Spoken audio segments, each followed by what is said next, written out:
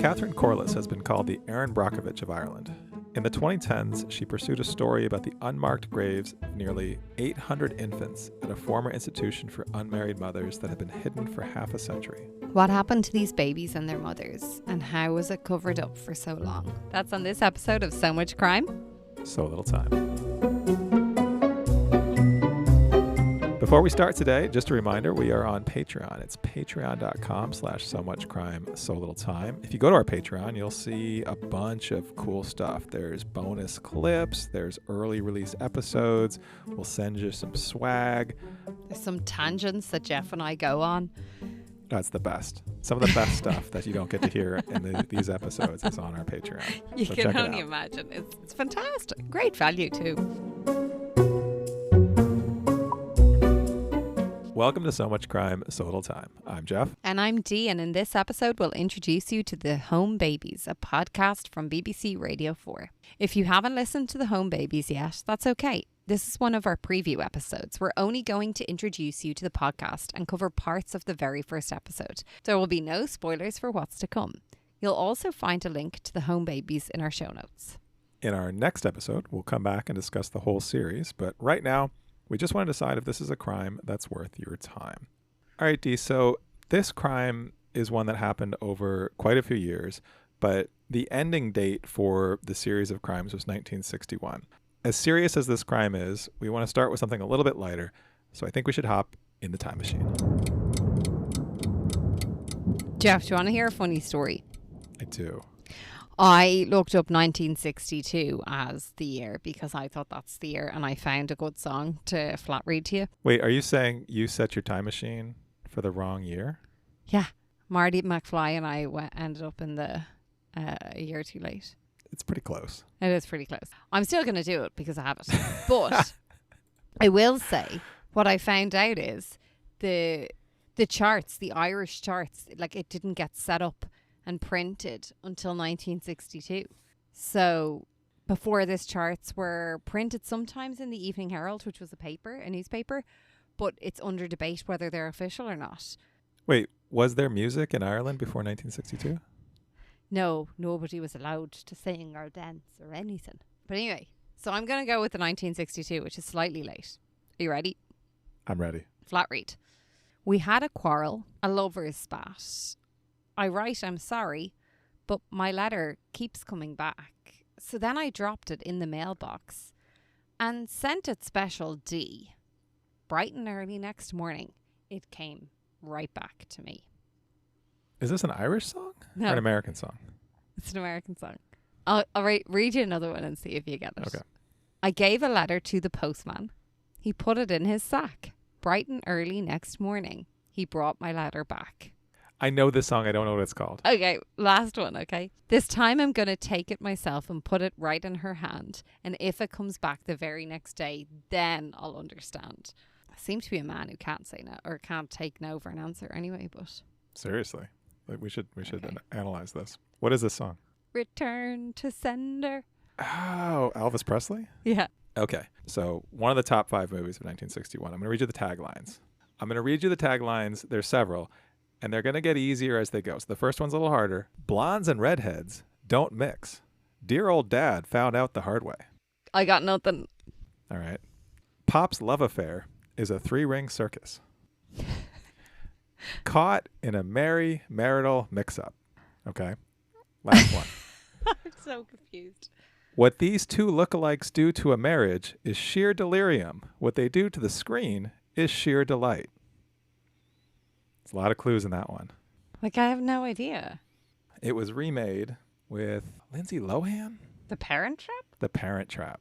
Yeah. That's what I was thinking, but I was like, that definitely wasn't in 62. 61. I was It was thinking of that. 1961. I was thinking, 61. I was thinking about that clues before, maybe after your first clue. The blondes and redheads. I was like, Parent Trap, but it can't be that because, like, it's obviously... It's the Parent Trap. All right. I didn't know that was a remake. It's great. Yeah. All right. Then I got a couple of just random bits of history from 1961. In 1961, a doctor in Antarctica who was the only doctor there Because that's how they rolled. developed acute appendicitis. Oh my God. He did not give himself an appendectomy. He performed an appendectomy on himself. Stop it. And it gets better or worse. It didn't go as planned. As he started to move his intestines to get to his appendix, because that's what you have to do, he accidentally sliced open his lower intestine. How do you even see it? Well, I can see my stomach, but I can't imagine cutting myself open and being able to see inside it. He performed the appendectomy on himself. He sliced through his lower intestine. He had to suture his lower intestine.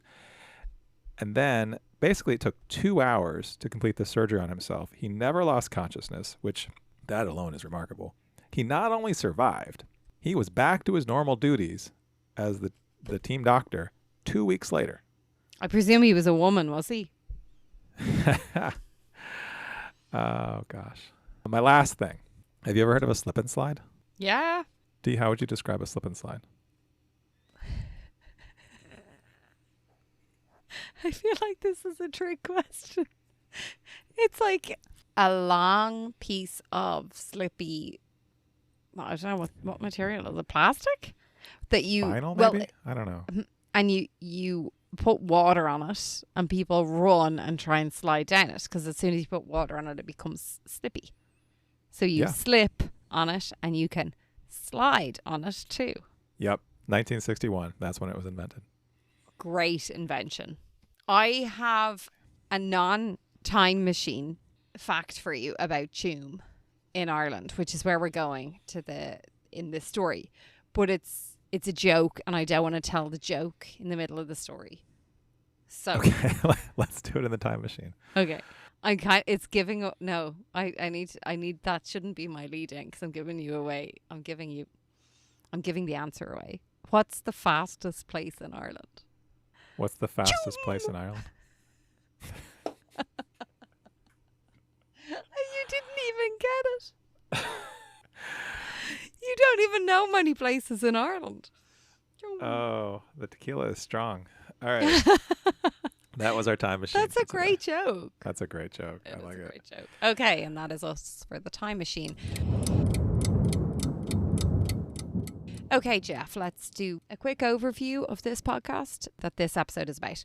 The Home Babies is from BBC Radio 4. It came out in 2018. There are 10 total episodes, but they're really actually short. They're roughly about 15 minutes or so each. And our host is Becky Milligan. What is the story? In episode 1, The Wall, we get introduced to the town of Tuam in Western Ireland. We learn about the home for pregnant, unwed girls that was open from 1925 to 1961. So people from the town that we hear from in the episode remember seeing the girls who went there and their kids, but largely the kids were kept separate, even though some of these people we hear from were kids at the time and went to school at the same school as these kids, but even within the school, they kept them pretty separate. And we don't really get to it in this episode. It's only about 15 minutes long, but we know that we're going to get to some tragedy, but it's not really in this episode. They allude to it at the end, yeah. They do allude to it at the end. Let's go initial thoughts here, Jeff. What about the host? I thought the host is Becky Milligan. I actually really liked her. I thought she was empathetic. I thought this was one of those shows where it's kind of interview forward, right? Like we're hearing more from people in the town, a collection of people. She does some narrating, but not a lot. There's not a lot of kind of obtrusive narrating or judgy narrating that we've talked about in other shows we've listened to. She's very neutral. She's very balanced. I thought she was great. What do you think? Yeah, no, I agree. I think she seemed to have a real genuine interest, not only in telling the story with respect, but it feels like she's enjoying talking to the people that she's talking to, and that I don't know, she seems to have a balance between wanting to get the answers that she's looking for, but also wanting to connect to the people she's interviewing. And I think that's a really impressive thing when you have 15 minutes of an episode. I think this one was 16 minutes in total. So take away intro, outro. You have about 15 minutes and I really got the respect there. I quite liked her. It takes me a while usually to like people in podcasts. Yeah, this is maybe in life as well. In life. This is one of the shortest episode lengths I think we've ever had. And I think it's kind of remarkable how much she packs into this time. And we don't actually really get hardly anything about Catherine Corless, right? Like she's alluded to, we hear about her, but we know that's coming later. Like her story about investigating this case is still to come. This is mostly sort of background, but we get a lot of background. Yeah. In such a short amount of time. And it doesn't feel overbearing. And maybe I need to allow you to talk about that, because I know about this story. I don't know it in huge detail. I'm aware that I'm going to learn new things throughout this podcast, but I know about Tuam mother and baby home. It was everywhere in the news when this all broke. I was going to ask you about that, because I knew vaguely about this, and I knew about these homes for pregnant girls and young women, and that this happened all over the world. But I think the stories out of Ireland are maybe more notable. I mean, this isn't an Ireland specific story in a way, right? Like this story is, but I mean, this type of thing happened in America, like it happened in other places as well. But yeah, so both the story here about this specific place, but more this pattern of thing that was happening around Ireland, like how much was that sort of in the public consciousness? I mean, everyone knew about it. I think it's alluded to here. Everyone knew about it, just it was taboo. You just don't talk about it. So this story broke in the 2010s, right? Somewhere in like the mid 2010s or so. Even then, were people still like, let's not talk about that? That's something we don't talk about? No, by then we're talking about it. But people were talking about it saying, we just didn't talk about it then. My parents were teenagers or preteens in 1962 or 61. They would have known that this type of thing was... I don't think they knew exactly what was going on, but I think there's a lot that they knew, even if they didn't speak about knowing. How has this affected the reputation of the church in Ireland? I mean... That's a big question. It is a big question, but I feel that it's hard to separate. In 2010, when this came out, to separate this from all, and like there's been so many of the allegations and the stories of sexual abuse that happened in schools with clergymen, in boarding schools, in churches, like everywhere, where members of the Catholic Church were deemed to be on a pedestal, and they could be trusted. You would listen to them, you go to them for advice. And so I feel like it's hard to separate it all. I will say that even in the 90s when I was growing up, there was still an element that the church knew so much. And even though people had grown up knowing some of the bad and hearing the stories, there was still so much shame. There was so much fear over the church. They held so much power. So this broke a lot of people, but it's hard to say the impact that this had over the Catholic Church in Ireland at that stage when so many other things were coming out at the same time. I mean, this was all sort of breaking roughly around the same time, right? Like over a period of a couple of decades, where the sex abuse, this story, but Child Ireland abuse, grooming. It's an overwhelmingly Catholic country, right? Yeah. I mean, and it still is, but it's Catholic in name, I think, more so than anything else. Like I know a number of my friends and family would still consider themselves Catholic, but I think the majority of people in Ireland are not Catholic.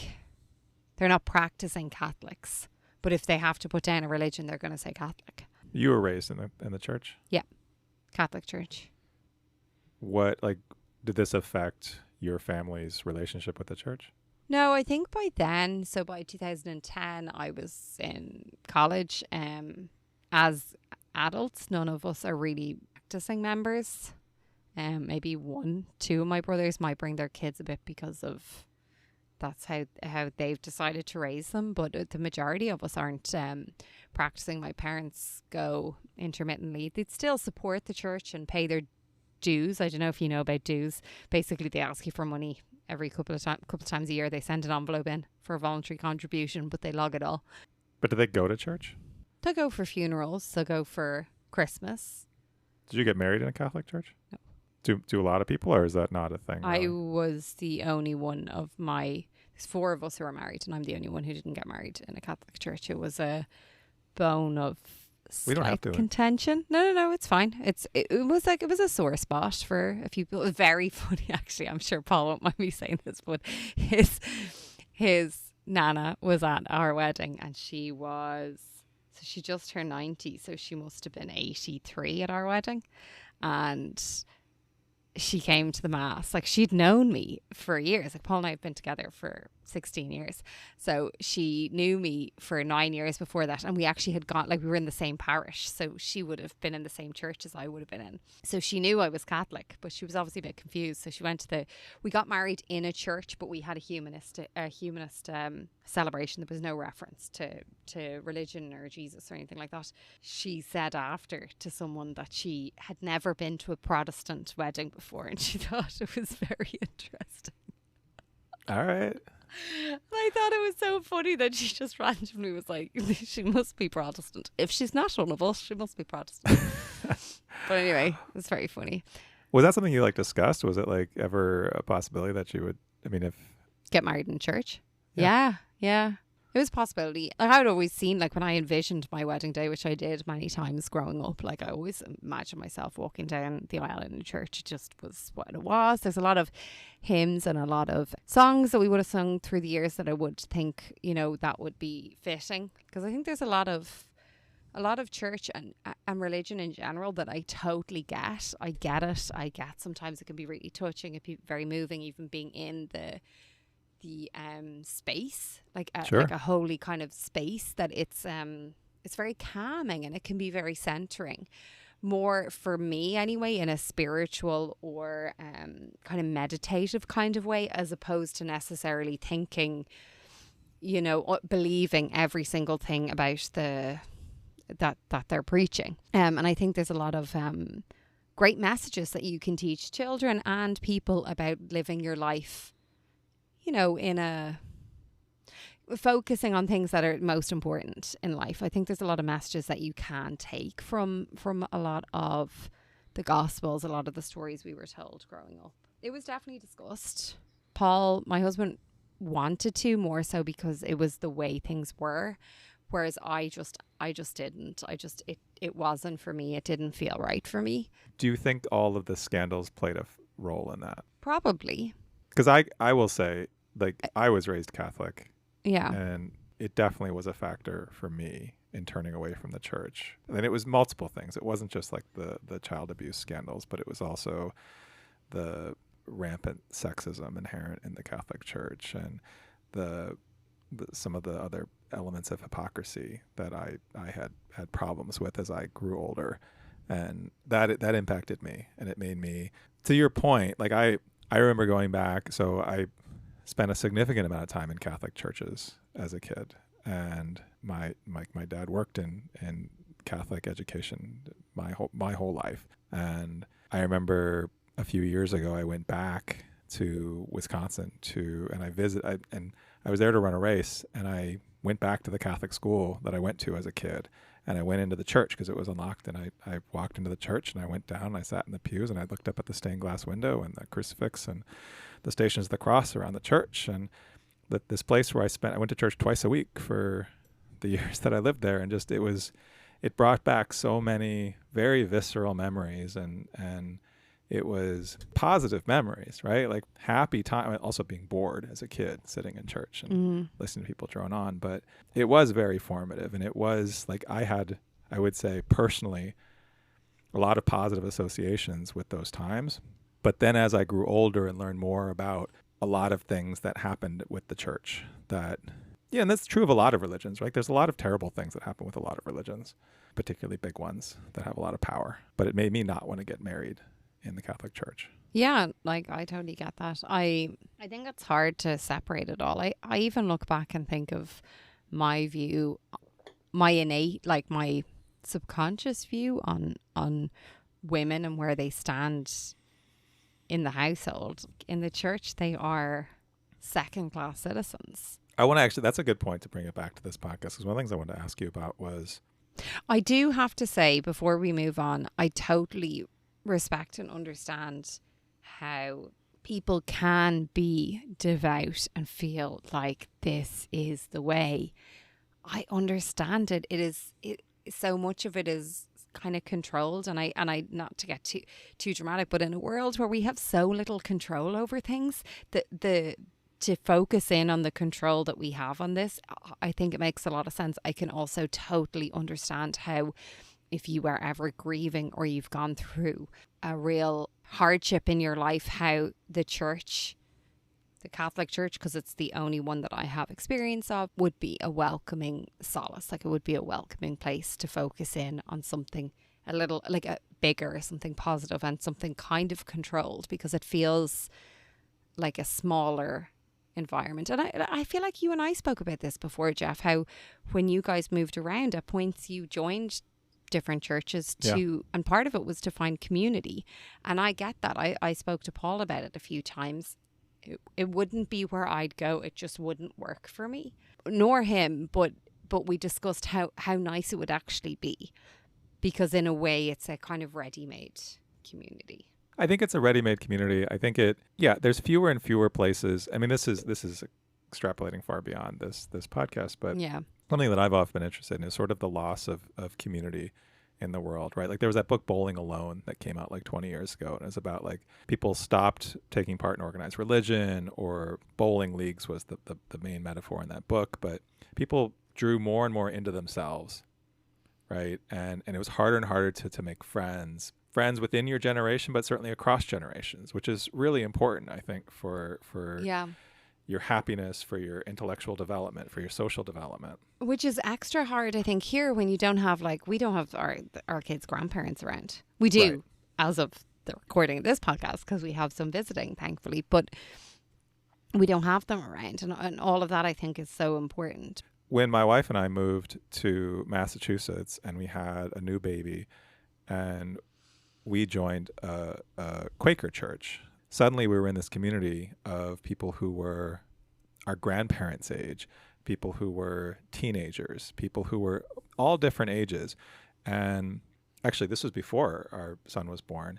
And when he was born, these are the people who brought us casseroles and gave us hand-me-down baby things, and came and gave us babysitting. Like, our son's first babysitter was from that church. And like, it was stabilizing in a way.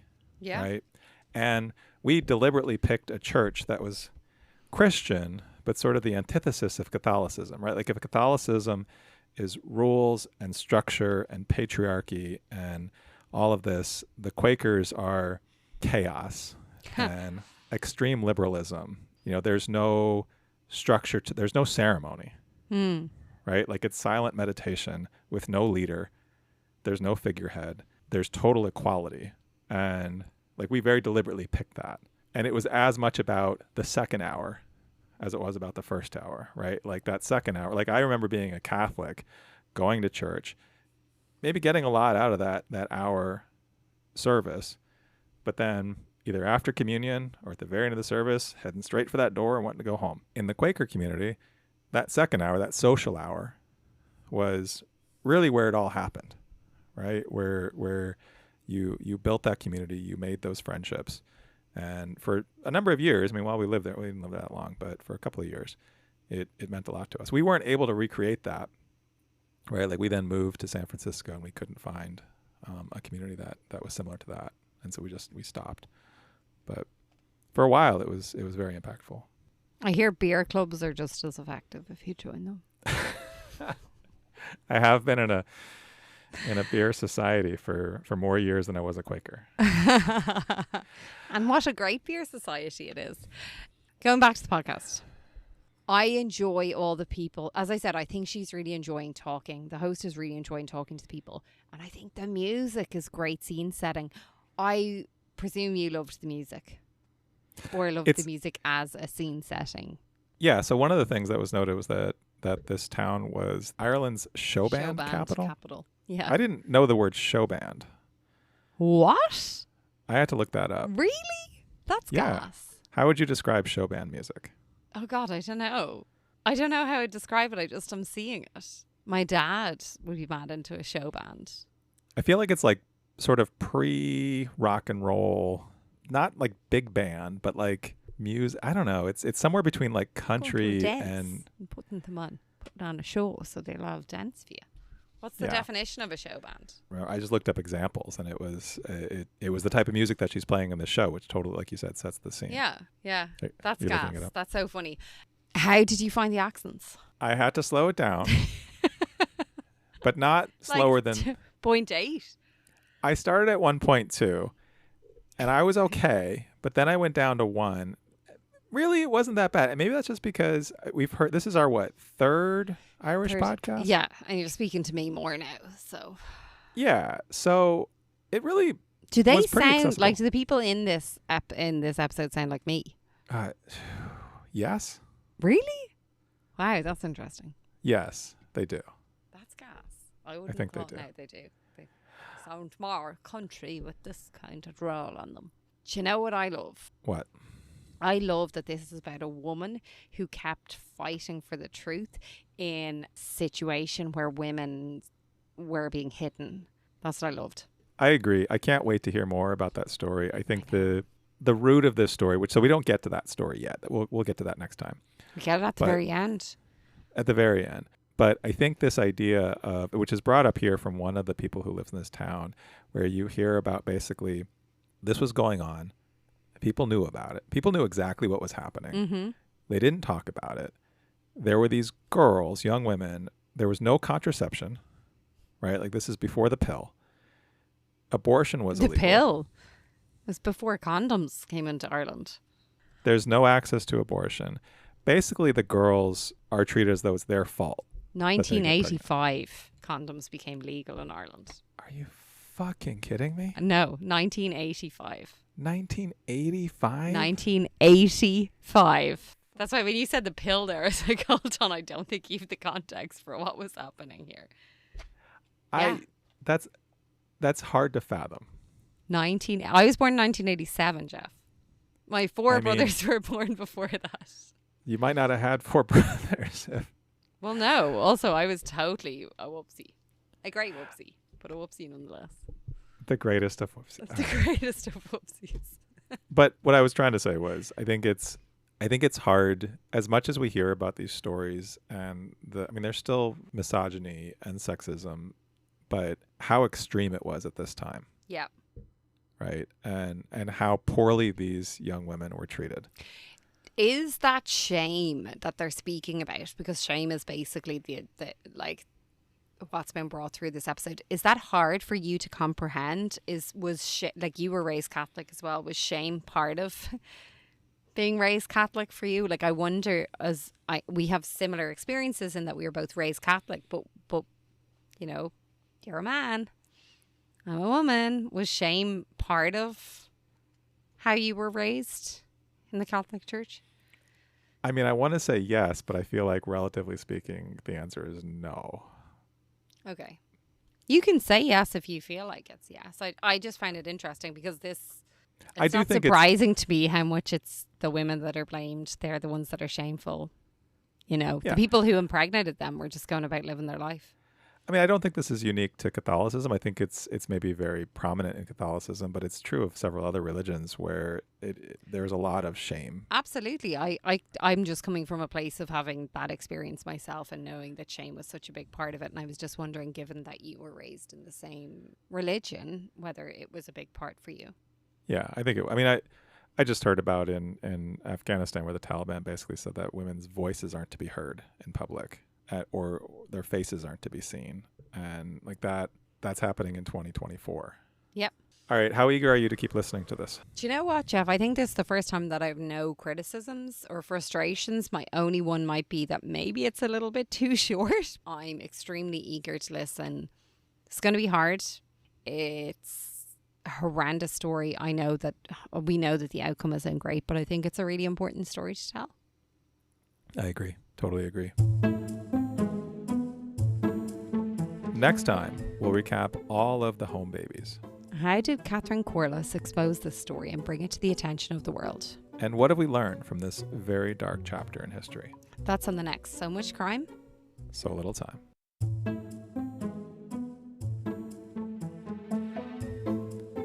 So Much Crime, So Little Time is a production of Mind Glove Media.